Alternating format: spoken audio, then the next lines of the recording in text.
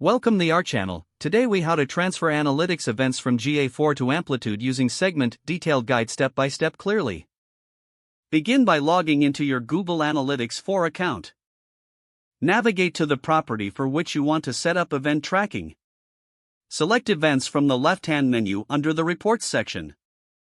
Identify the events you want to transfer to Amplitude.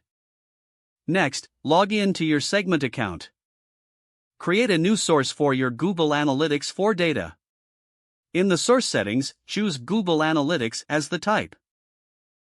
Follow the prompts to connect your Google Analytics 4 property to segment. Ensure you have the correct measurement ID from GA4. After that, locate the destination settings in segment.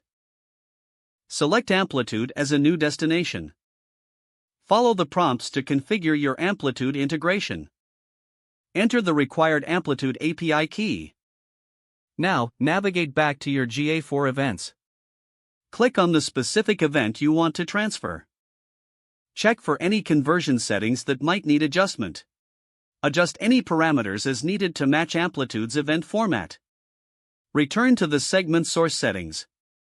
Enable the settings for event forwarding to Amplitude.